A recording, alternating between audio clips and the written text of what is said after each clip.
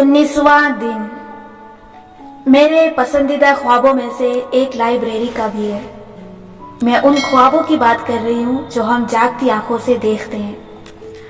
अभी तक मैंने अपनी कुतुब मुख्तलिफ कमरों में मौजूद बुक शेल्फ में रखती आई हूँ। मेरे पास अभी तक अपनी कोई ज़ाती लाइब्रेरी नहीं है। मैं अपने किरदारों को अक्सर लाइब्रेरियाँ गिफ्ट करती रहती हूँ। कलम की जरा सी जुम्बिश से मैं एडम बिन मोहम्मद को अमीर बना के उसको एक फर्श से छत तक लाइब्रेरी इनायत कर सकती हूँ, या हासिम कारदार जैसे 3 नंबर इंसान को भी किताबों का शगफ अता कर सकती हूँ। लेकिन अपने लिए मैं अभी तक लाइब्रेरी नहीं बना सकी।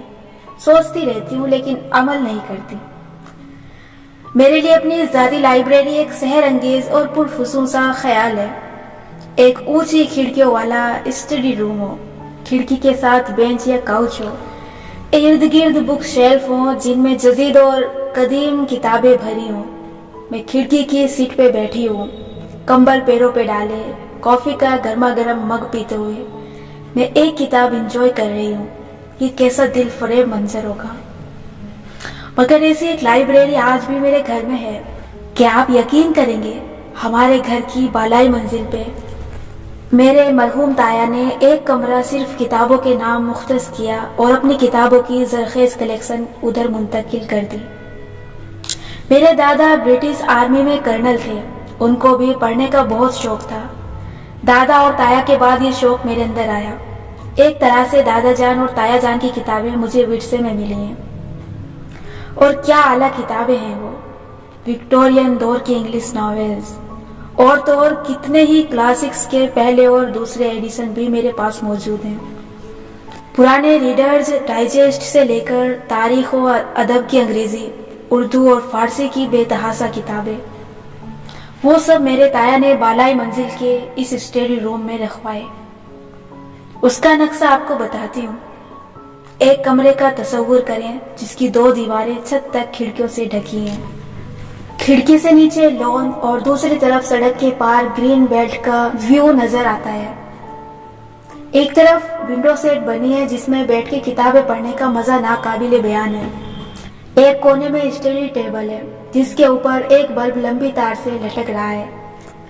वहां बैठ के लैपटॉप पे काम करना या लिखने का कंफर्ट अलग है। चूंकि स्टडी बालाई मंजिल पे है तो खामोशी का तकद्दुस पामाल नहीं होता और आप सुकून से बैठ के घंटों किसी किताब में गुम रह सकते हैं। दीवारों में न सिर्फ बुक शेल्फ अपने अंदर दुनिया भर की किताबें सजाए मुंतजिर है कि मैं कभी तो इनको पढूं। और इन सब लवाजमात होने के बावजूद, इस ड्रीम लाइब्रेरी के होने के बावजूद मैं वहां बैठ के किताबें नहीं पढ़ती। मैं उसके बुक रैक से कोई किताब निकालती भी नहीं हूँ।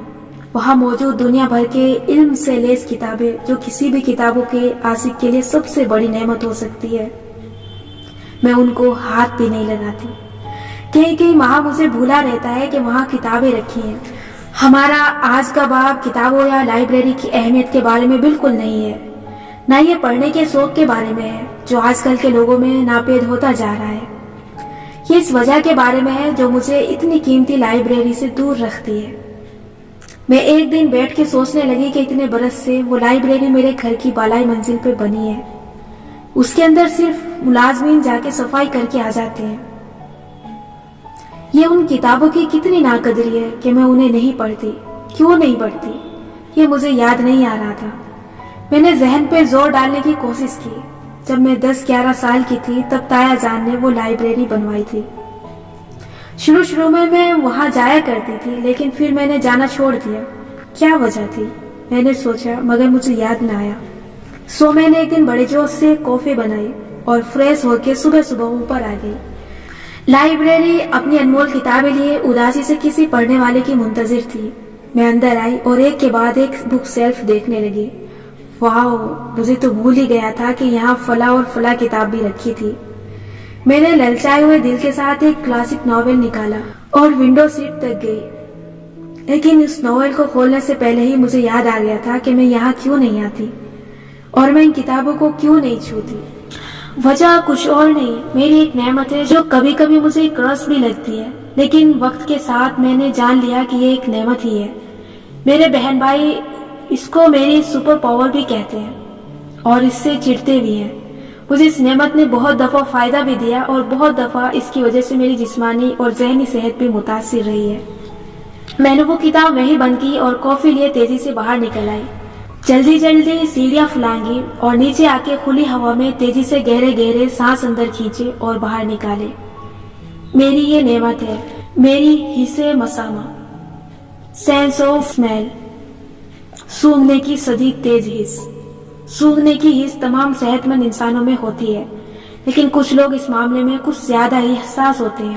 میری یہ حس جانے کب اتنی ڈیولپ ہونا شروع ہوئی، لیکن بچپن سے ہی مجھے آندھی کے آنے سے کئی گھنٹہ پہلے فضا میں گرد محسوس ہونے لگتی تھی، اور میں اپنے بہن بھائیوں کو کہتی تھی کہ آندھی آنے والی ہے۔ وہ مجھے سیریس نہیں لیتے تھے، وہ مجھے بھی سیریس نہیں لیتے۔ جب میں بیٹھے بیٹھے صرف کر کے کہتی ہوں کچھ جل رہا ہے، میرا چھوٹا بھائی کہتا ہے آپ مجھ سے جل رہی ہیں، لیکن عموماً کچھ جل ہی رہا ہوتا ہے۔ کھانا جلنے کی بو الگ ہوتی ہے، پگھل کے اوپر لگے پلاسٹک کے جلنے کی بو مختلف ہوتی ہے، استری کے کپڑے جلانے کی بو الگ ہوتی ہے، اور کسی انسان سے جلنے کی بو تو پھیکی مسکراہٹوں سے پہچان لی جاتی ہے۔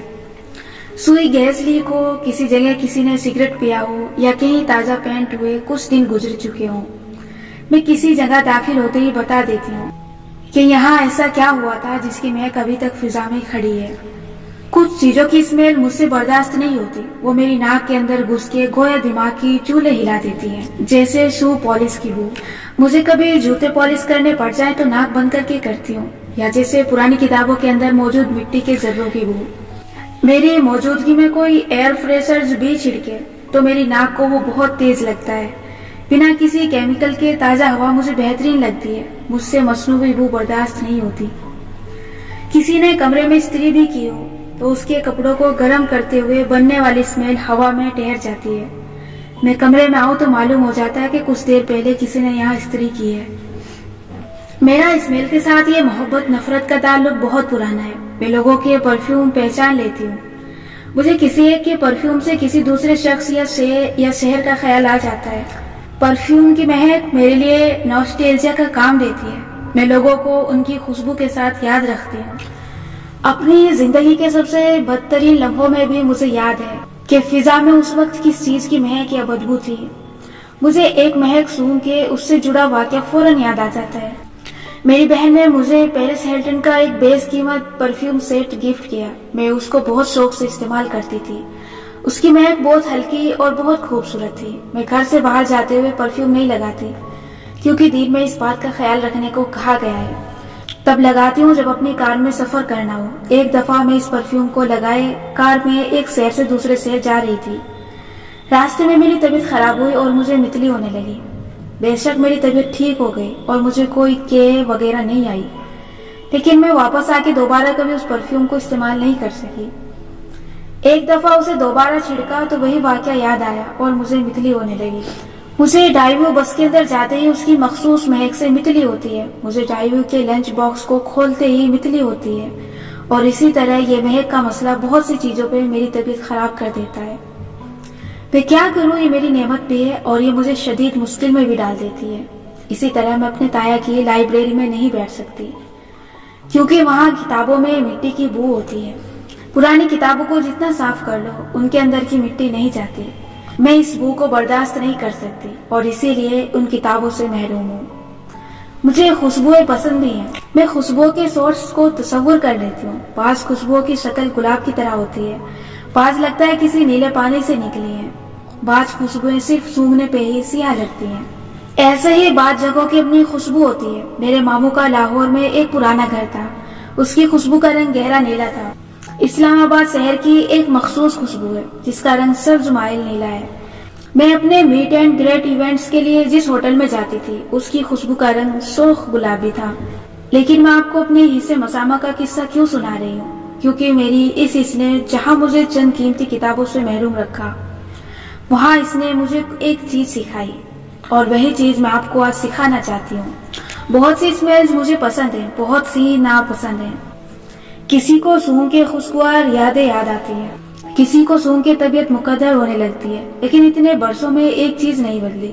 ایک اسمیل ایسی ہے جو میں دور سے سونگھ لیتی ہوں، جو مجھے شدید ناگوار گزرتی ہے۔ جس کے ساتھ میں ایک پل نہیں گزار سکتی کیونکہ مجھے گھٹن ہونے لگتی ہے، اور وہ ہے کسی انسان سے آتی پرانے پسینے کی بدبو۔ کسی مال میں چلتے ہوئے بعض خالی جگہوں سے میں تیزی سے گزرتی ہوں، حالانکہ وہ خالی قطعے ہوتے ہیں، لیکن میں سونگھ سکتی ہوں کہ ابھی کوئی میلا کچیلا پسینے کی بدبو والا انسان وہاں سے گزرا تھا۔ شاید آپ کو میرا یوں کہنا اچھا نہ لگے، آپ کہیں کہ خیر ہے، پسینہ تو سب کو آتا ہے، لیکن یہ صرف میں نہیں ہوں، ہر انسان جس کی حصے مسامہ اچھی ہے اس کو یہ بو ناگوار گزرتی ہے۔ پسینہ سب کو آتا ہے، لیکن پہلا پسینہ کبھی بدبو پیدا نہیں کرتا۔ جب وہ پسینہ خشک ہو جاتا ہے اور انسان نہاتا نہیں ہے، اس جگہ کو دھوتا نہیں ہے، اور بالخصوص اپنے بغلوں کے نیچے کے بال اکھاڑ کے صاف نہیں کرتا، تو وہ پسینہ وہیں لگا رہ جاتا ہے، وہ کپڑوں کے اس حصے پہ بھی لگ جاتا ہے جو بغلوں کو چھوتا ہے۔ اگر انسان کو اس کے بعد دوبارہ پسینہ آئے تو پہلا پسینہ اسمیل پیدا کرتا ہے، اور یوں ایک صاف انسان میلا کچیلا انسان بن جاتا ہے۔ مجھے میری حصے مسامہ نے ہمیشہ سے ہی صفائی ستھرائی کے بارے میں بہت کانشیس کر دیا تھا۔ 10 ایج سے نکل کے تو میں OCD کی حد تک صفائی رکھنے لگی تھی، کسی کو مجھ سے اسمیل نہ آئے، یہ میرا سب سے بڑا خوف ہے۔ مجھے ہر وقت صاف ستھرا رہنا چاہیے، کیونکہ کسی سے آتی بری اسمیل سونگھ لینا ایک بہت بڑی اذیت ہوتی ہے۔ میں یہ دعویٰ نہیں کرتی کہ میں بہت صاف ستھری ہوں، ہم سب پہ برے دن آتے ہیں جب ہمارا منہ دھونے کا بھی دل نہیں کرتا، لیکن ہر گزرتے سال کے ساتھ میں نے خود کو صفائی ستھرائی کے زیادہ قریب کیا ہے۔ اسمیل ہم سب سے آتی ہے، صاف انسان وہ ہوتا ہے جو اسمیل کے بارے میں کانشیس ہو اور اس کو زیادہ دیر تک ٹھہرنے نہ دے، فوراً نہائے اور ڈیوڈرنٹ لگائے، اور ہفتے کے ہفتے اپنے غیر ضروری بال اکھاڑے۔ حدیث میں بغلوں کے بالوں کو اکھاڑنے کا حکم ہے، یہ انبیاء کی سنت ہے۔ بہت سے لوگ ان بالوں کو کترتے ہیں یا ویٹ جیسی کریموں سے صاف کرتے ہیں، لیکن اکھاڑتے نہیں ہیں، یہ غلط ہے۔ انبیاء سے زیادہ صاف ستھرا اور پاکیزہ کوئی نہیں تھا، اگر وہ ان کو اکھاڑتے تھے تو آپ کو بھی اکھاڑنا چاہیے۔ ان بالوں کو کاٹنا کافی نہیں، کاٹنا ایسا ہے جیسے پودے کو اوپر سے کاٹ دیا جائے، لیکن اس کی گندی جڑ کو نہ اکھاڑا جائے۔ پسینہ اور گندگی جڑ میں اکٹھی ہوتی ہے، مگر آپ اوپر سے اسے صاف کیے جا رہے ہیں۔ آپ کو چاہیے کہ ان بالوں کو ان کی جڑ سے نکالیں، ویکسنگ یا ایپیلیٹر کے ذریعے، تاکہ اندر سے آپ کے بال کی زمین صاف ہو اور پسینہ کم سے کم بو پیدا کرے۔ اور غسل کے بعد رول آن یا ڈیوڈرنٹ لازمی استعمال کریں تاکہ 24 گھنٹے تک پسینہ جمع ہو نہ اس کی بدبو آئے۔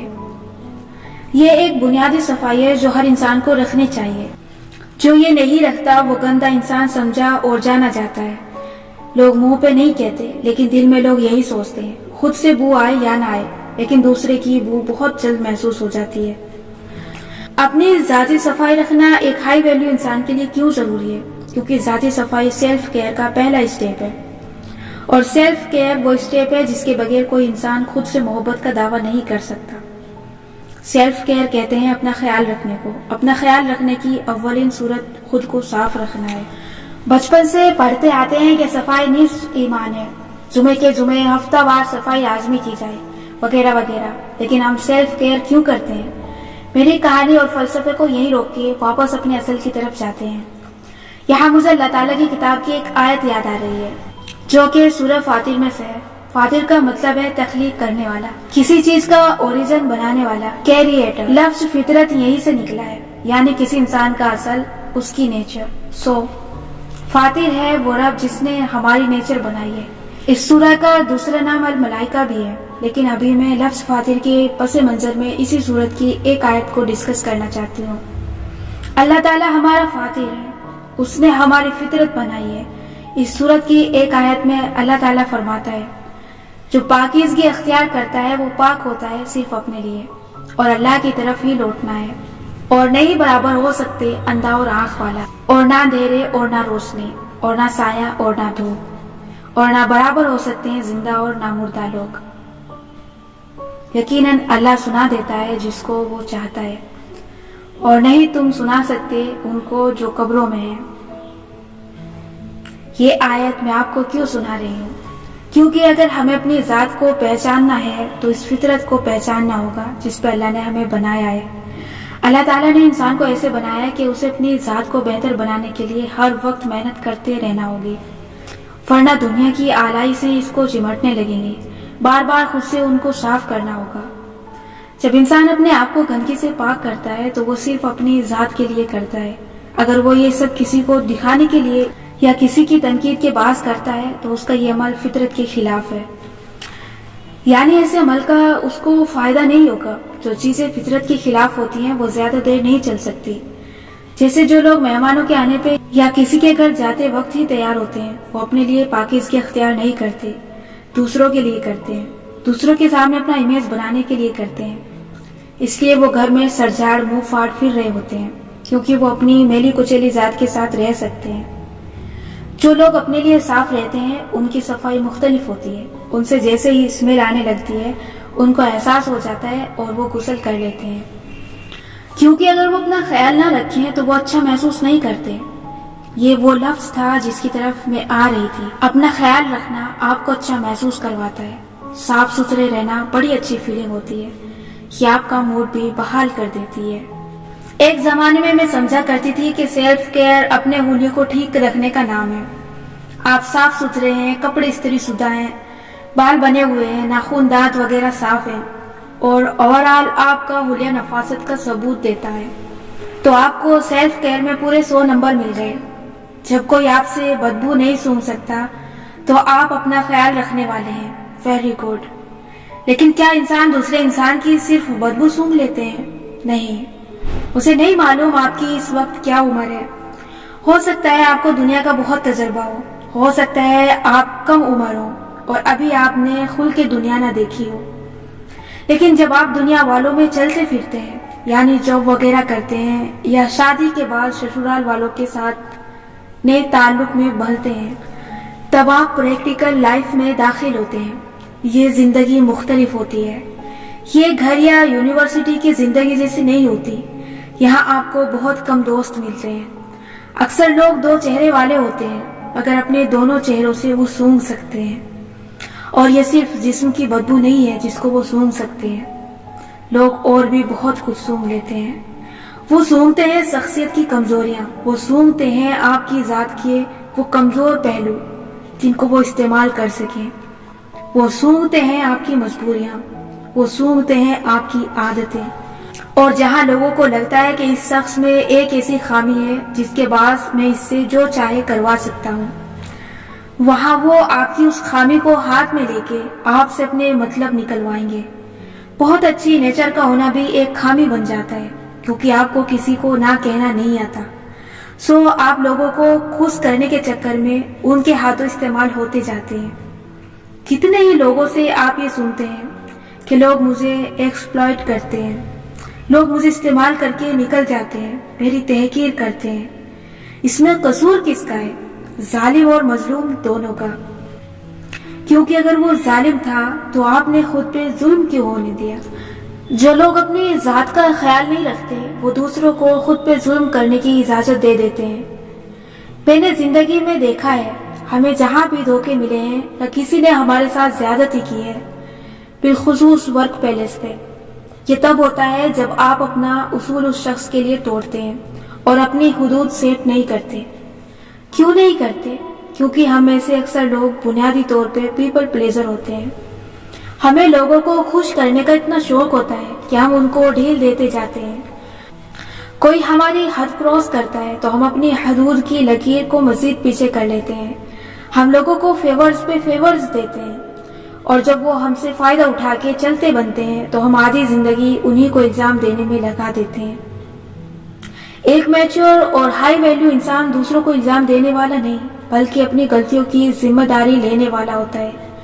جیسے اگر کوئی شخص میلا کچیلا ہے، اس سے بدبو آ رہی ہے اور آپ اس سے پوچھیں کہ وہ ایسا کیوں ہے اور وہ کہے کہ مجھے آفس میں فلاں نے اتنا کام دے دیا کہ مجھے 4 دن سے نہانے کا ہوش نہیں ہے، تو آپ کیا کہیں گے؟ ایمان سے بتائیں، آپ کس کو غلطی پہ سمجھیں گے؟ کوئی بھی سمجھدار آدمی یہ بات نہیں مان سکتا کہ کوئی انسان اتنا مصروف ہو سکتا ہے کہ اس کے پاس نہانے کے لیے 5 منٹ نہ ہو. نہانے میں 5 سے 10 منٹ لگتے ہیں. اگر کوئی 4 دن سے نہیں نہایا تو بھئی وہ مصروف نہیں ہے، وہ بنیادی طور پہ ایک میلا کچیلا انسان ہے. اس کو سیلف کیئر کا سینس نہیں ہے. آپ ایسے شخص سے کہتے ہیں کہ بھئی تم اتنا کام لینے سے انکار کر دیتے یا اپنے لیے خود وقت نکالتے، اپنی ذات کو ترجیح دیتے تو کوئی مسئلہ نہ ہوتا. لیکن جب ہمارے دوست ہمارے پاس کاؤنسلنگ کے لیے آتے ہیں کہ فلاں نے مجھے دھوکہ دیا، میرا دل توڑ دیا، تو ہم بیٹھ کے اس شخص کو برا بھلا کہنے لگ جاتے ہیں جس نے ہمارے دوست کے ساتھ برا کیا ہوتا ہے۔ اپنے دوستوں کو حقیقت دکھانے کی عادت ڈالیں کہ سوری بھائی، غلطی آپ کی اپنی ہے، کس نے کہا تھا اس شخص کو اتنا فرینک کرو؟ کیوں آپ نے اپنی ذات کو ترجیح نہیں دی؟ کیوں اپنی حدود نہیں رکھی؟ ایسا کرو گے تو ایسا ہوگا۔ آئندہ سے اپنی حدود سیٹ کرو، اگلی دفعہ اس غلطی سے بچنے کے لیے جو کرنا چاہیے وہ کرو۔ یہ بڑی افسوسناک بات ہے کہ ہمارے معاشرے میں بالخصوص لڑکیوں کو یہ نہیں سکھایا جاتا کہ تم نے زندگی میں ہر شخص کے ساتھ حدود رکھنی ہے اور اپنی ذات کو ترجیح دینی ہے۔ لڑکیوں کی شادی ہوتی ہے تو مائیں کہتی ہیں، بلکہ مائیں کیا، ڈائجسٹ کے ناولز بھی کہتے ہیں کہ بھئی اچھا کرو گے تو اچھا ہوگا، سب کے ساتھ اچھے رہو، چند دن سب ظلم کریں گے، پھر آہستہ آہستہ آپ کے ستی ساوتری بننے پہ سب کا رویہ آپ سے بدل جائے گا۔ ہم سب، مجھ سمیت، ہم سب انہی نظریات پہ بڑے کیے گئے ہیں، لیکن ایسا نہیں ہوتا۔ جب پہلی دفعہ کسی کے آپ پہ ظلم کرنے پہ، آپ پہ ہاتھ اٹھانے یا آپ سے اونچی آواز سے بات کرنے پہ آپ اس کو نہیں ٹوکتے، اپنے حدود سیٹ نہیں کرتے کہ آپ دوبارہ مجھ سے ایسے بات نہیں کریں گے، تو لوگ کبھی آپ کے ساتھ رویہ نہیں بدلیں گے۔ یہ سب تب ہی ممکن ہے جب آپ سیلف کیئر کرنا جانتے ہو۔ سیلف کیئر کیا ہوتی ہے؟ اپنا خیال رکھنا، اور اس کے 2 اصول ہیں۔ ان 2 اصولوں پہ میری یہ پوری کتاب کھڑی ہے، اور انہی 2 اصولوں کو اگر آپ یاد کر لیں تو آپ ایک ہائی ویلیو انسان بن سکتے ہیں۔ پہلا اصول ہے خود کو سب سے اوپر رکھنا، اور دوسرا اصول ہے حدود حدود حدود۔ خود کو سب سے اوپر رکھنا کیا ہوتا ہے؟ خود کو ترجیح کیسے دی جاتی ہے؟ آپ کہیں گے یہ تو خود غرضی ہے۔ نہیں، خود غرضی کہتے ہیں کوئی اچھی چیز دیکھنا اور اس پہ حق نہ ہوتے ہوئے بھی اس کو جھپٹ لینا۔ خود غرضی کسی اور کا حق ہوتے ہوئے سب کچھ خود لینے کا نام ہے۔ خود کو ترجیح دینا یہ نہیں ہے۔ خود کو ترجیح دینے کا مطلب ہے کہ اپنی ذات کے لیے درست فیصلہ لینا، اپنا حق مانگنا اور اس کے لیے لڑنا، اپنا خیال رکھنا، کیونکہ آپ کا کسی دوسرے کا خیال رکھنا تبھی ممکن ہے جب آپ خود ٹھیک ہوں گے۔ اپنی ذات کو نقصان دہ چیز سے روک کے فائدہ مند چیز اس لیے دلانا کیونکہ آپ کی ذات کا آپ پہ حق ہے۔ آپ نے خود کو تندرست رکھنا ہے۔ اپنے سارے کام چھوڑ کے نہانے کے لیے اٹھنا اپنی ذات کے لیے ایک بہترین فیصلہ ہے۔ جہاز میں جب کوئی مسئلہ ہو اور آکسیجن کم ہو جائے تو اوپر سے آکسیجن ماسک گرتے ہیں۔ مسافروں کو کہا جاتا ہے کہ پہلے آپ نے خود ماسک پہننا ہے، پھر اپنے بچے کو پہنانا ہے۔ اگر آپ خود ماسک پہنے بغیر اپنے بچے کو ماسک پہنانے لگ جائیں گے تو آپ کے مرنے کا خطرہ ہے۔ اگر آپ کو کچھ ہوا تو آپ کا بچہ بھی محفوظ نہیں رہے گا۔ خود ماسک پہنیں گے تو بچے کو پہنا سکیں گے۔ اپنا خیال اس لیے رکھا جاتا ہے کیونکہ اس کے بغیر کسی دوسرے کا خیال رکھنا ممکن ہی نہیں۔ کسی کی خدمت میں خود کو گھسا دینا غلط ہے۔ یہ قربانی نہیں ہے، یہ اپنی ذات سے غفلت ہے۔ عبادت بھی ایسی کرنا کہ اپنی ذات کو بھلا دینا اور خود کو بیمار کر لینا، یہ رویہ بھی دین میں منع ہے۔ انسان تھک جاتا ہے، اللہ نہیں تھکتا۔ ہمیں کیوں ہر روز نفلی روزہ رکھنے سے منع کیا جاتا ہے؟ سوائے رمضان اور چند دیگر ایام کے ایک دن چھوڑ کے روزہ رکھنا کیوں بہتر ہے؟ کیونکہ اپنی صحت کو آپ نے ہمیشہ مقدم رکھنا ہے۔ یہ سیلف کیئر ہمیں ہمارے دین نے سکھائی ہے۔ ہمیں کہا گیا ہے کہ جب دعا کے لیے ہاتھ اٹھاؤ تو پہلے اپنے لیے مانگو، پھر دوسروں کے لیے مانگو۔ آپ نے اس اصول کو زندگی میں یاد رکھنا ہے کہ کسی بھی سچویشن میں پہلے اپنی آسانی دیکھنی ہے، پھر کسی دوسرے کا فائدہ۔ ایک سچویشن یہ ہوتی ہے کہ آپ کو کسی کی جان بچانا ہو اور آپ خود کو خطرے میں ڈال کے اس کو بچائیں، وہ ایک بالکل مختلف سچویشن ہے۔ ایسے ہی اپنے گھر والوں یا دوستوں کے لیے آؤٹ آف دی وے جا کے کچھ کرنا الگ بات ہے، وہ انسانیت ہے، وہ بھی آپ کے لیے یہ سب کریں گے۔ یہاں بات ہو رہی ہے روزمرہ کے واقعات کی۔ جب بھی آپ سے کوئی کسی کام کے لیے کہے تو آپ کو یہ دیکھنا ہے کہ یہ کام میرے لیے اچھا ہے، میری ذات کو اس سے نقصان تو نہیں ہوگا۔ کسی اور کا فائدہ صرف تب کرواتے ہیں جب اپنا نقصان نہ ہو۔ کون لوگ اپنا نقصان کروا کے دوسروں کا فائدہ کرواتے ہیں؟ وہ جو پیپل پلیزر ہوتے ہیں، ہر وقت انسانوں کی خوشنودی چاہنے والے، میں سب کو خوش کر سکوں، فلاں کو فیور دوں، فلاں کا کام کروں، بس سب مجھ سے خوش رہیں کیونکہ اس سے میری انا کو تسکین ملتی ہے اور مجھے اپنا آپ کسی قابل محسوس ہوتا ہے۔ لوگوں کو خوش کرنے کا ایک چکر ہے، ایک دائرہ جس میں آپ گول گول گھومتے ہیں۔ سیلف کیئر صرف جسمانی نہیں ہوتی، یہ پرسنل، پروفیشنل، سوشل اور فیملی لائف سب میں اپنانی پڑتی ہے۔ اگر آپ لوگوں کو خوش کرنے میں لگے رہتے ہیں تو آپ کا رویہ کچھ اس طرح سے ہوگا۔ آپ کو یہ خوف رہتا ہے کہ کوئی آپ سے ناراض نہ ہو جائے۔ کوئی کام کہتا ہے اور آپ کا دل نہیں چاہ رہا، لیکن اس کو خود سے خفا کرنے کے بجائے آپ جھٹ سے ہاں کہہ دیتے ہیں۔ اب آپ اس جلد بازی میں ہاں کہہ دینے سے بوجھ محسوس کر رہے ہیں۔ مجبوری میں آپ کو ان کا کہا کام کرنا پڑتا ہے، حالانکہ آپ کا دل نہیں چاہ رہا ہوتا۔ آپ خود سے وعدہ کرتے ہیں کہ آئندہ آپ بالکل ایسا نہیں کریں گے، یہ آخری بار تھا۔ آپ کو یہ خوف لاحق ہو جاتا ہے کہ کوئی آپ سے ناراض نہ ہو جائے، اور یوں یہ چکر کبھی ختم نہیں ہوتا۔ اپنی سیلف کیئر کرنے کے لیے آپ کو اس چکر کو توڑنا ہوگا۔ کیسے؟ جب یہ خوف ہو کہ کوئی ہم سے خفا نہ ہو جائے، یا اوف اللہ میں کسی کا مسئلہ حل کرنے کے قابل نہیں ہوں کیا، تو یاد رکھیں آپ کے پاس چوائس ہے۔ آپ کے پاس ہمیشہ چوائس ہوتی ہے۔ جب کوئی آپ سے کوئی کام کہے تو فوراً ہاں نہ کہیں، بلکہ وقت مانگیں۔ چلے میں آپ کو سوچ کے بتاتی ہوں۔ یہاں اس کی ناراضی کو 2 منٹ ذہن سے نکال دیں کہ اس کا دل برا ہو جائے گا۔ ہوتا رہے اس کا دل برا، بیٹھ کے سوچیں کیا یہ کام میرے لیے ٹھیک ہے؟ میرے پاس اتنا وقت اور توانائی ہے کہ میں اس کا کام کروں؟ کیا میرا دل چاہ رہا ہے؟ کیا میرے مقاصد میں یہ کام مجھے مدد کرے گا؟ ہائے نہیں، اس نے مجھے اپنا سمجھ کے کام کہا تھا، میں نے نہ کیا تو وہ بیچارہ کیسے کرے گا؟ اس طرح کے خیالات کو کنٹرول کریں، یہ اس کا مسئلہ ہے، آپ کا نہیں۔ اگر یہ کام آپ کے لیے برا نہیں ہے اور آپ کو خود پہ بوجھ بھی نہیں محسوس ہو رہا تو کر دیں، نہیں تو شائستگی سے نہ کہہ دیں۔ ایک انکار آپ کو بہت سے مسئلوں سے بچا لیتا ہے۔ میں ایسی سچویشن میں کیا کرتی ہوں؟ میں اصل میں خود ایک بہت بڑی پیپل پلیزر رہ چکی ہوں ماشاءاللہ سے، اور مجھے نہ کہنا ایک زمانے میں بالکل نہیں آتا تھا۔ میں خود پہ بوجھ لے کے ہر کسی کا کام کر رہی ہوتی تھی۔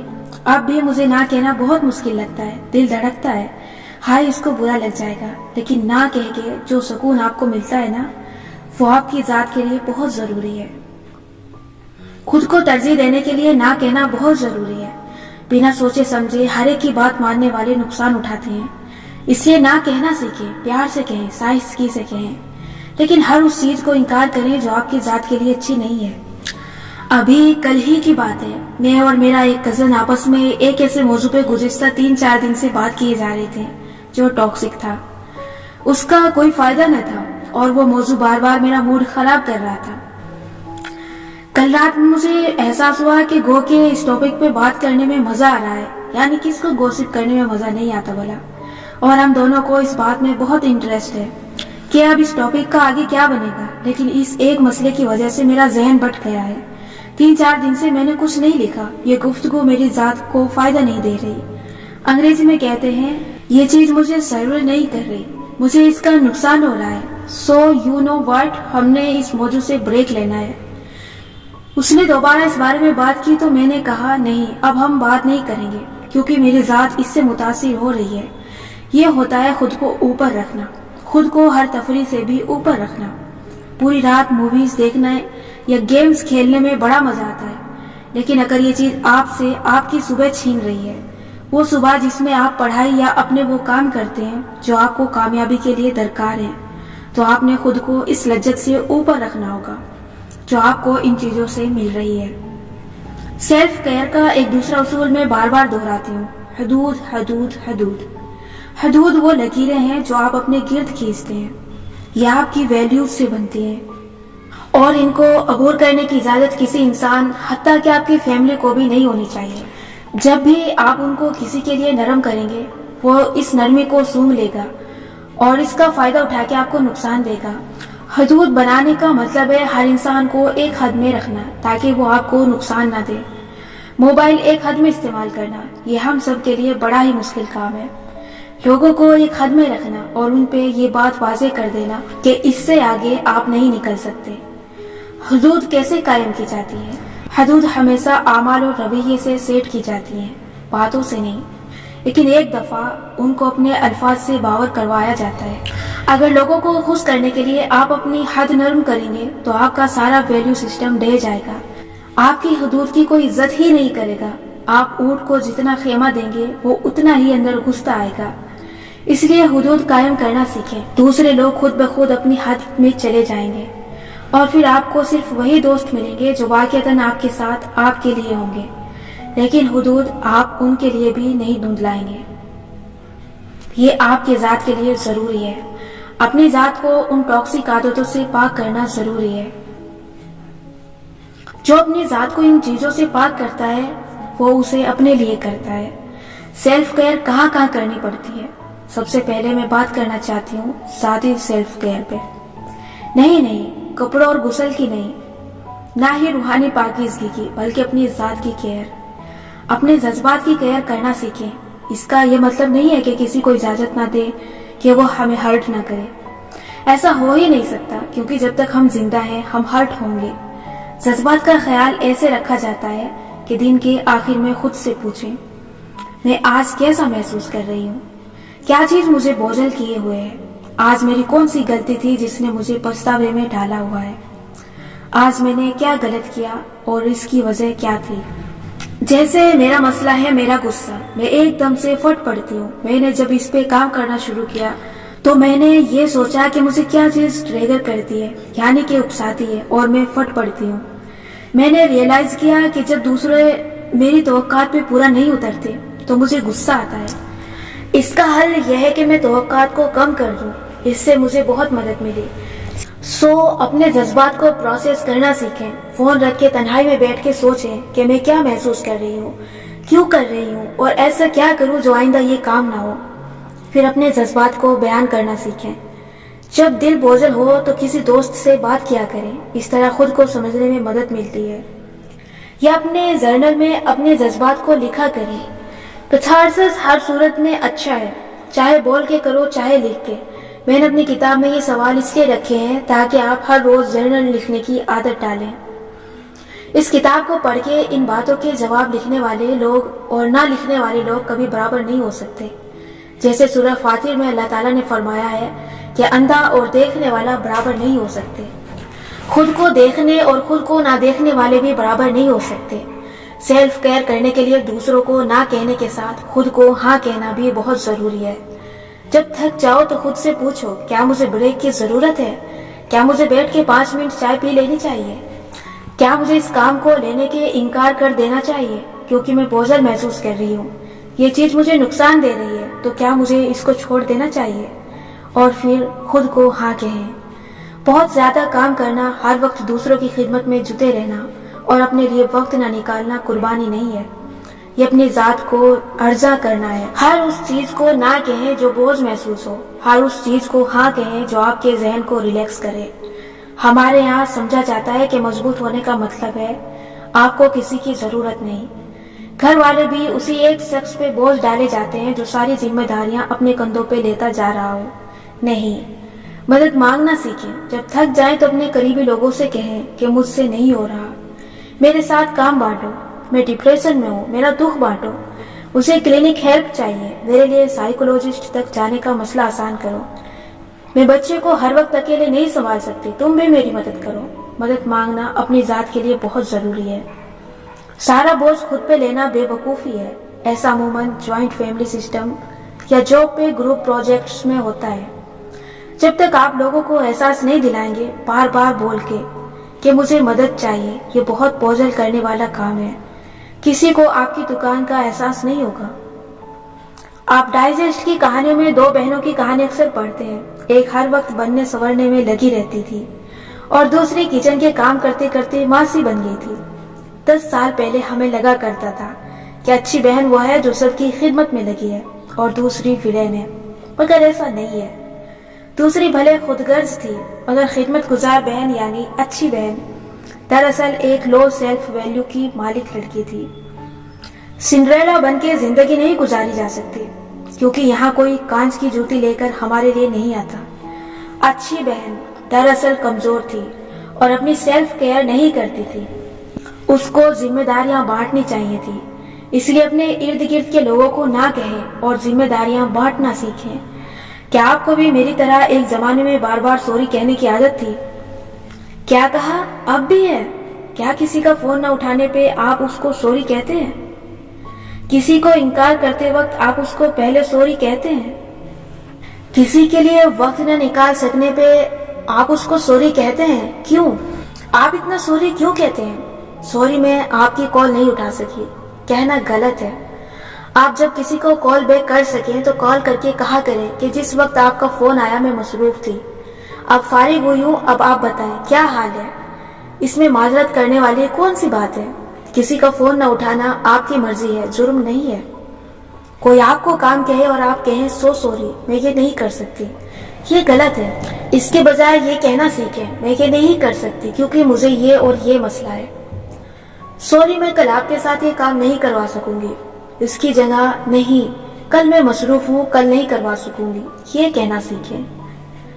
مجھے میرے ایک ٹیچر نے ایک سنہرے اصول سمجھایا تھا کہ ورک پلیس پہ یا پروفیشنل معاملات میں جب تک آپ روڈ یعنی بدتمیز نہ ہوں، آپ کو سوری نہیں کہنا ہوتا۔ آپ کسی اپائنٹمنٹ پہ نہیں پہنچ سکتے تو وقت پہ بتا دیں اور کہہ دیں کہ میں خود کو اس کام سے ایکسکیوز کر رہی ہوں۔ ہر بات پہ سوری کہنا اچھا نہیں ہوتا۔ سوری صرف تب کہیں جب اپنے رویے کے لیے آپ کو دل سے شرمندگی اور افسوس ہو یا جب آپ نے کچھ بہت غلط کیا ہو۔ اس کے علاوہ اپنے جذبات کا خیال رکھنے کے لیے اپنا کوپنگ میکنزم بنانا بہت ضروری ہے۔ کوپنگ میکنزم اس طریقے کو کہتے ہیں جس سے آپ اپنے آپ سے نمٹتے ہیں۔ سمجھ میں آیا؟ آپ پریشانی یا دکھ میں خود کو پرسکون کرنے کے لیے کیا اسٹریٹجی بناتے ہیں؟ کیا آپ کے پاس اپنا کوئی کوپنگ میکنزم ہے بھی صحیح؟ جب دل بوجھل ہو تو آپ اس کو کیسے ہلکا کرتے ہیں؟ جیسا میرا مسئلہ ہے میرا غصہ، میں کسی سے خفا ہو جاؤں یا لڑ پڑوں تو اس کے بعد دو چیزیں ہو سکتی ہیں۔ میں اس معاملے پہ مسلسل سوچتی رہوں گی، کڑتی رہوں گی کہ اس نے میرے ساتھ کتنا غلط کیا، میں اپنا موڈ آف کروں گی۔ جتنے دن یہ معاملہ چلے گا یہ میری توانائی چوستا رہے گا، یہ مجھے تھکا دے گا۔ دوسرا یہ ہو سکتا ہے کہ میں بیٹھ کے سوچوں میں نے کیا غلط کیا۔ اگر میں نے غلط نہیں کیا اور میرے ساتھ غلط ہوا ہے تو میں کسی اور سے بات کر کے اپنے جذبات کو پروسیس کر کے اس کا حل نکال لیتی ہوں۔ یوں میرا دل ہلکا ہو جائے گا، لیکن اکثر ایسا نہیں ہوتا۔ اکثر ذہن بتاتا ہے کہ غلطی تم سے ہی ہوئی ہے۔ اس کا حل یہ ہے کہ اگلے ہی روز یا تیسرے روز کے اسلام میں 3 دن تک ناراضی کی اجازت تو ہے نا، میں اس شخص سے معذرت کر لوں، اس سے بات کر لوں اور ہم دونوں اپنا موڈ ٹھیک کر لیں۔ یوں میرا موڈ بھی ٹھیک ہو جائے گا۔ یہ اب میرا کوپنگ میکنزم بنتا جا رہا ہے۔ ہر ایسے برے واقعے کے بعد بیٹھ کے سوچنا کہ مجھ سے کیا غلط ہوا، کیوں ہوا، کیا چیز محرک بنی، اور اگلی دفعہ کے لیے یہ اصول بنانا کہ یہ کام نہیں کرنا۔ اگر غصہ آیا ہے اور پھٹ پڑی ہوں تو میں یہ اصول نہیں بناتی کہ اگلی دفعہ غصہ نہیں کرنا۔ میں یہ اصول بناتی ہوں کہ مجھے غصہ اس لیے آیا کہ میں نے اس شخص سے ایک غلط توقع وابستہ کی تھی۔ اب مجھے یہ سمجھ لینا ہے کہ یہ بندہ یہ کام نہیں کرے گا، میں نے اب اس سے یہ توقع ہی نہیں رکھنی۔ کسی بھی پریشانی یا اسٹریس کو ڈیل کرنے کے لیے آپ کے پاس اسٹریٹجی ہونی چاہیے، اور یہ آپ ہر روز خود پہ تجربہ کر کے ہی سیکھیں گے کہ کیا چیز آپ کے لیے کام کر رہی ہے اور کیا نہیں۔ سیلف کیئر تب ہی درست طریقے سے ہو سکتی ہے جب آپ خود سے بات کرنا سیکھیں، تنہائی میں خود سے پوچھیں کہ مجھے کیا چیز تنگ کر رہی ہے، میں کیا محسوس کر رہا ہوں اور کیوں محسوس کر رہا ہوں، کیا مجھے کوئی مسئلہ ہے، اگر ہے تو اس کی وجہ کیا ہے اور اس کا حل کیا ہے۔ وجہ ڈھونڈنے کا طریقہ یہ ہے کہ سوچیں کیا ماضی میں مجھے یہ مسئلہ پیش آیا ہے، جیسے کیا پہلے کبھی میں یوں غصے سے پھٹ پڑی ہوں۔ جواب ہوگا ہاں۔ پھر ایسے تمام واقعات یاد کریں، وہ کیسے حل ہوئے تھے، ان سب واقعات میں مشترک کیا تھا، یوں ہی کوئی راہ نکلے گی۔ یہ تو تھی ذاتی سیلف کیئر، اب روحانی سیلف کیئر کی طرف آئیں۔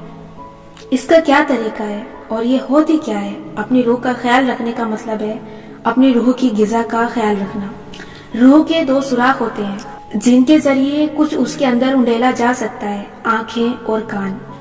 جو آپ دیکھتے ہیں اور جو سنتے ہیں وہ نہ چاہتے ہوئے بھی آپ کی روح کا حصہ بنتا جاتا ہے۔ آپ یہ نہیں کہہ سکتے کہ میں اگر کچھ غلط دیکھ رہا ہوں تو میں اس پہ عمل نہیں کروں گا، کیونکہ مجھے اچھے برے کا فرق معلوم ہے، میری نیت درست ہے۔ کبھی نہ کبھی آپ اس پہ عمل کر بیٹھیں گے۔ اگر آپ ایسے لوگوں کی کمپنی میں ہیں جو ہر وقت گوسپ کرتے ہیں، یعنی دوسرے انسانوں کی خامیوں کی باتیں کرتے ہیں، یا آپ نے سوشل میڈیا پہ ایسے پیج لائک کیے ہوئے ہیں جو ہر وقت چٹپٹی خبریں، بری زبان یا منفی پروپگنڈے پھیلا رہے ہیں، تو یہ باتیں آپ کے اندر انڈیلی جا رہی ہیں۔ ان کو نہ دیکھا کریں، ان کو نہ سنا کریں، اپنی ٹائم لائن یا فیڈ میں مثبت باتیں بھریں، مادیت پسند لوگوں کو لائک نہ کریں، سیلف ہیلپ یا اچھے اقوال والے پیجز لائک کریں، ایکسرسائز یا صحت افزا ٹپس والے پیج جوائن کریں، تاکہ جب آپ موبائل کھولیں تو آپ کے سامنے کچھ مثبت ہو، کیونکہ وہ آپ کی روح کے اندر جا رہا ہے۔ ایک اور چیز جو روح کا خیال رکھنے کے لیے ضروری ہے، وہ ہے اپنے عقائد کا خیال رکھنا اور ان کے لیے آواز اٹھانا۔ اب یہاں پہ سوڈو لبرل کہیں گے کہ بھئی ہر بات میں نہیں بولنا چاہیے، کوئی کچھ کہتا ہے تو اس کو کہنے دو، نہیں، ہرگز نہیں۔ آپ نے اپنی روحانی عقائد پہ ہمیشہ اسٹینڈ لینا ہے، اللہ کی خلاف ورزی کی بات پہ ہمیشہ آواز اٹھانی ہے۔ اس کا یہ مطلب نہیں ہے کہ غیر مسلموں کے پیجز پہ جا کے ان کو گالیاں دینا شروع کر دیں۔ آپ کے فرینڈز یا فیوریٹ سیلیبریٹی کا سوشل میڈیا جس کو آپ پسند کرتے ہیں، اگر وہ کسی ایسی بات کو پروموٹ کرتے ہیں جو آپ کے عقائد کے خلاف ہے، اور اگر وہ خود بھی مسلمان ہے، تو آپ اپنا احتجاج ہمیشہ اس کے کمنٹس میں ریکارڈ کروائیں گے۔ سیاسی نظریات پہ نہیں، ذاتی پسند ناپسند پہ بھی نہیں، لیکن روحانی عقائد اور اخلاقیات کے لیے ہمیشہ آواز اٹھانی ہے۔ جیسے آپ کا کوئی دوست یا مسلمان سیلیبریٹی LGBT ہم جنس پرستوں کے حق میں کچھ پوسٹ کرتا ہے، تو آپ نے وہاں جا کے اپنا احتجاج اور ناپسندیدگی ہمیشہ ریکارڈ کروانی ہے۔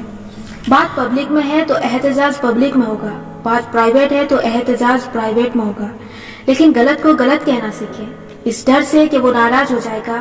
غلط بات پہ چپ نہیں رہنا، اگر آپ خاموش رہ کے نظر انداز کریں گے تو آپ اپنی حدود کو نرم کر رہے ہیں، آپ اپنا ویلیو سسٹم توڑ رہے ہیں۔ یہ چیز آپ کی روح کو آہستہ آہستہ کھا جائے گی، آپ کی خاموشی اس چیز کو روح میں جذب کروا دے گی، غلط چیز آپ کے لیے نارمل بن جائے گی۔ صحت کی سیلف کیئر میں بھی آپ کو خود کو ہر سیل سے اوپر رکھنا ہے۔ جنک فوڈ کو نہ کہنی ہے اور ان کھانوں کو ہاں کہنی ہے جو آپ کو توانائی اور صحت دونوں دیں، لیکن آپ کو موٹاپے سے بچائیں۔ ذیابیطس بہت سے کیسز میں موٹاپے کے باعث ہوتا ہے۔ اگر آپ ابھی 20 یا 30 کی دہائی میں ہیں تو کھانے پینے میں احتیاط شروع کر دیں۔ ایک دفعہ جب انسان کو شوگر کے مسئلے لاحق ہو جائیں اور اس کو کنٹرول نہ کیا جائے تو جتنی دیر خون میں شوگر بڑھ رہی ہوگی آپ کے اعضاء متاثر ہوتے رہیں گے۔ لوگوں کی ٹانگیں کٹ جاتی ہیں، بازو کٹ جاتے ہیں، بینائی چلی جاتی ہے، ذہن پہ اثر پڑنے لگتا ہے۔ کیونکہ کھانے پینے میں احتیاط نہیں کی، اعتدال میں رہ کے میٹھا نہیں کھایا، وزن نہیں گھٹایا۔ یہ چیز آگے جا کے آپ کے اعضاء کھانے لگ جائے گی۔ کھانے پینے کی بری عادتیں لانگ ٹرم میں آپ کو بہت نقصان دیں گی، صحت سے بڑھ کے کچھ نہیں ہے۔ ہم ابھی احتیاط کریں گے تو وقت سے پہلے بوڑھے نہیں ہوں گے۔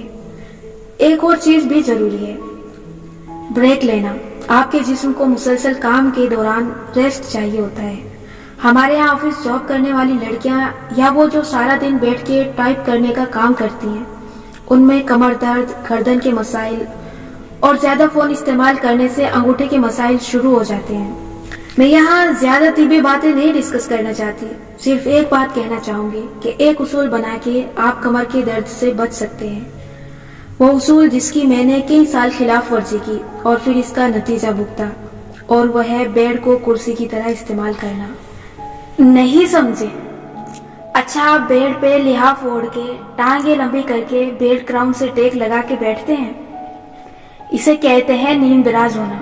ایسے کہ کمر بیڈ کراؤن سے لگی ہوتی ہے اور ٹانگیں سیدھی ہوتی ہیں۔ یوں بیٹھ کے آپ گود میں لیپ ٹاپ یا کتاب رکھ کے لکھنے پڑھنے کا کام کرتے ہیں۔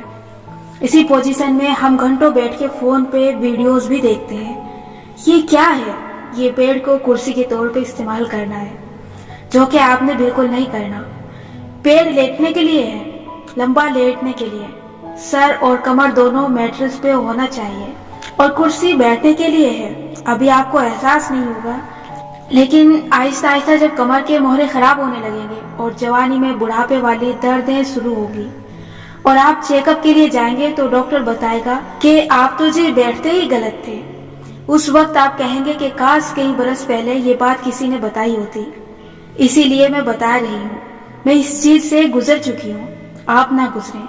کام کرسی پہ کریں اور بیڈ پہ جو کرنا ہے سیدھے لیٹ کے کریں۔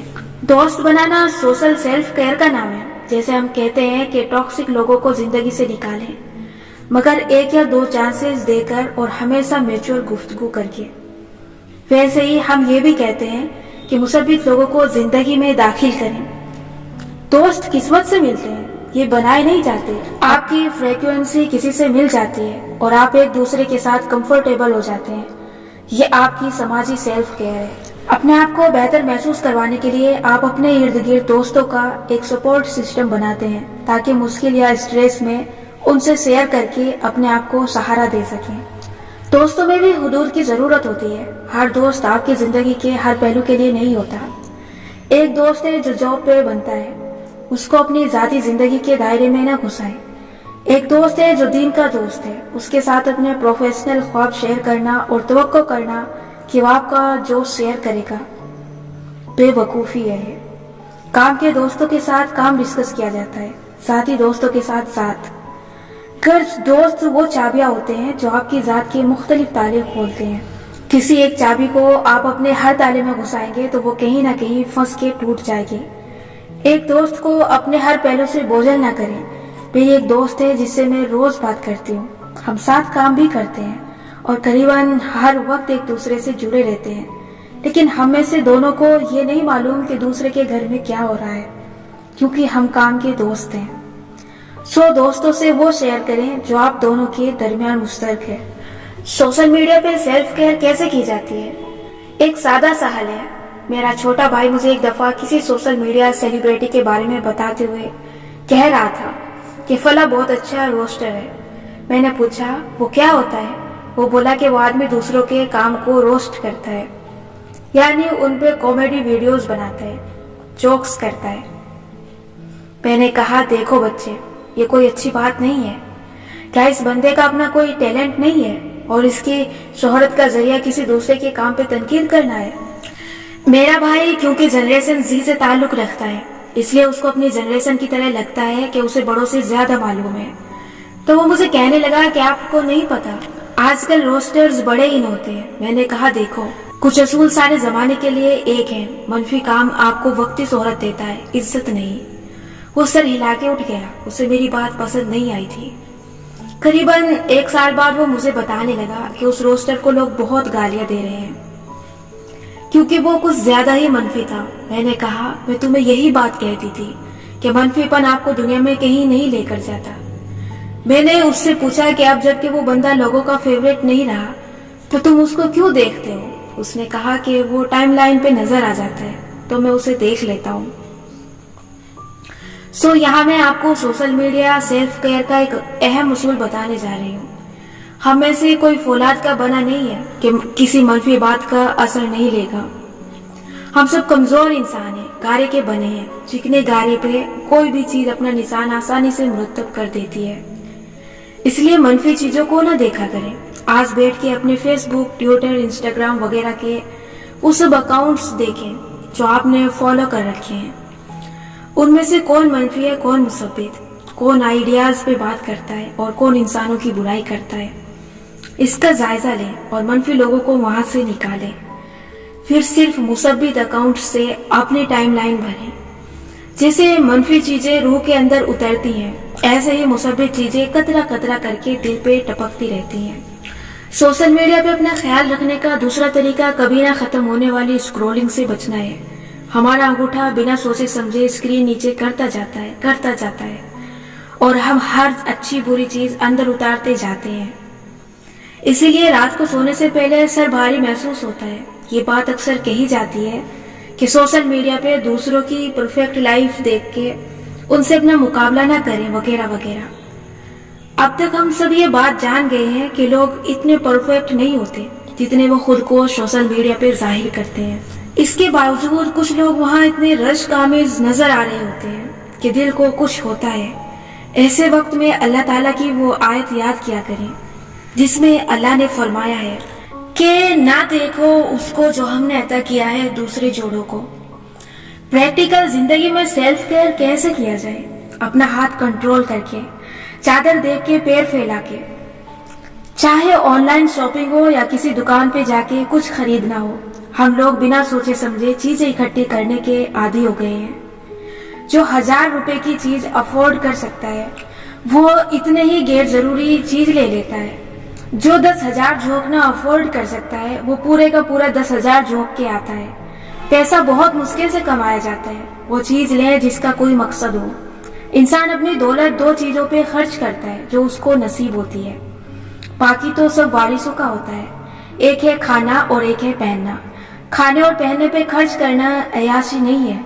अच्छा खाएं, अच्छा पहने, क्योंकि यही वो पैसा है जो आप खुद पे लगा रहे हैं। लेकिन अपनी चादर देख के इसी तरह वो चीजें लें जो आपकी जात को डायरेक्ट फायदा पहुंचाए, जैसे इल्म पे खर्च करना, किसी कोर्स को पढ़ने पे पैसा खर्च करना, अपनी सेहत पे खर्च करना, किताबों पे खर्च करना, अपने आप पे खर्च करना। प्रोफेशनल सेल्फ केयर क्या है? अपने कोलीग्स के साथ हुदूद रखना। हुदूद हमारी जिंदगी के हर शोबे और हर इंसान के लिए जरूरी है। जिनकी हुदूद नहीं होती उनकी इज्जत नहीं होती। जो आप माजी में कर चुके हैं उस पे ना पछताएं, आगे का सोचें। आज से कैसे मैं अपने कोलीग्स के साथ हुदूद रख सकती हूँ? कहीं मैं एक कोलीग से किसी दूसरे की बुराई तो नहीं कर रही, कहीं मैं इधर की उधर तो नहीं लगा रही, कहीं मैं अपने घर के मामलात अपने कोलीग्स को तो नहीं बता रही, कहीं मैंने लोगों को इतना फ्रैंक तो नहीं कर रखा कि वो मेरे साथ हद से ज्यादा हंसी मजाक करें और मुझे निक नेम से पुकारें। और अगर कोई आपके साथ वर्क पैलेस पे ऐसे करता है तो आप उसको ज़बानी भी बताएंगे और अपने रवैये से भी बताएंगे कि आइंदा वो ऐसा ना करें, क्योंकि आपको ये बात नहीं पसंद। सेल्फ केयर है खुद को दूसरों के सर से बचाना। जॉब की जगह पे अगर कोई आपसे कुछ ऐसा कहता है जो इखलाकी लिहाज से गलत है तो आपने वही उसी वक्त स्टैंड लेना है। मैंने एक दफा एक बहुत बड़े सोशल मीडिया एक्टिविस्ट से पूछा था कि जॉब पे अगर कोई आपको कुछ गलत कहे या हरास करे तो आपके ख्याल में इंसान को क्या करना चाहिए। उसने काफी देर सोचा और फिर वो कहने लगा कि इस मसले का एक ही हल है, वही उसी वक्त रोला डाल लो, शोर मचाओ, हंगामा करो। जरूरी नहीं है कि आप लोगों को इकट्ठा करके हंगामा करें। जो तंग कर रहा है उसके सामने हंगामा करें, उसको टोकें, उसको वाज़े अल्फाज में मना करें। ये बदतमीजी नहीं है, ये अपनी जात का ख्याल रखना है। खुद से मोहब्बत करो, सबसे पहले खुद से मोहब्बत करो और तुम देखोगे कि हर चीज अपनी तरतीब खुद बना लेगी। खुद को बहुत ज्यादा कुर्बान ना करो, क्योंकि बहुत ज्यादा कुर्बानियां देने से तुम्हारे पास नहीं बचेगा मजीद कुछ देने के लिए। तुम्हारा असल इम्तिहान परफेक्ट होना नहीं है, खुद को अपनी जात से मुकम्मल करना है। खुद से मोहब्बत करना एक आर्ट है और जो तन्हा रहना सीख सकता है वही इसका राज जान सकता है। क्योंकि जब हम तन्हाई को कबूल करते हैं तभी हम दूसरों के साथ मोहब्बत से रह सकते हैं और उनको एक फरार के तौर पे इस्तेमाल नहीं करते, क्योंकि सबसे अहम रिश्ता जो तुमने बनाना है वो अपने साथ बनाना है। आज के सवालात। नंबर 1, क्या आप 8 घंटे की नींद रोजाना लेते हैं? अगर नहीं तो वो कौन सी चीजें हैं जो आपकी नींद को खराब किए हुए हैं? नंबर 2, क्या आप हर रोज का आधा घंटा किसी ऐसे काम के लिए निकालते हैं जो आपको अंदर से खुशी देता है? सोशल मीडिया या ड्रामे देखना इसमें शामिल नहीं है। नंबर 3, क्या आप अपने रोज के कामों की फहरिस्त को बहुत बोझिल करने के बजाय उसको अहम काम सबसे पहले के लिहाज से करते हैं? नंबर 4, क्या आपके पास एक से ज्यादा ऐसे दोस्त जिनसे आप उस वक्त बात कर सकें जब आप शदीद परेशान और जहनी दबाव में हो? नंबर 5, जब आप किसी काम या बात पे खुद को बोझल महसूस करते हैं तो चुपचाप सह लेने के बजाय अपने महसूसात दूसरों तक पहुंचाने की कोशिश करते हैं? नंबर 6, क्या आप पे कोई आपकी इस्ताअत से बढ़ के जिम्मेदारी डाल दे तो क्या आप उस काम का कुछ हिस्सा लेने से ये कह के माजरत कर सकते हैं कि आप ये नहीं कर सकेंगे? नंबर 7, क्या आप जरूरत से ज्यादा सॉरी कहते हैं? नंबर 8, क्या आप लोगों को मायूस या नाराज करने के खौफ से अपने ऊपर कामों का बोझ लेते जाते हैं? नंबर 9, आप अपने आराम को पहले देखते हैं या दूसरों के आराम को? अगर आप अपने आराम को तरजीह नहीं देते तो क्यों? क्या आप उसको खुदगर्जी समझते हैं? नंबर 10, क्या किसी तवील काम के दौरान आप सुस्ताने के लिए छोटी छोटी ब्रेक्स लेते हैं? अगर नहीं तो क्यों नहीं? नंबर 11, गुज़िश्ता एक हफ्ते को जहन में लाके सोचें جتنے مسئلوں پہ آپ پریشان ہوئے یا سر کھپاتے رہے ہیں، ان میں سے کتنے مسئلے دوسروں کے مسئلے تھے اور کتنے مسئلوں کا تعلق سیدھا سیدھا آپ کی ذات سے تھا۔ تفصیل سے وہ مسئلے اور ان کا تجزیہ تحریر کریں۔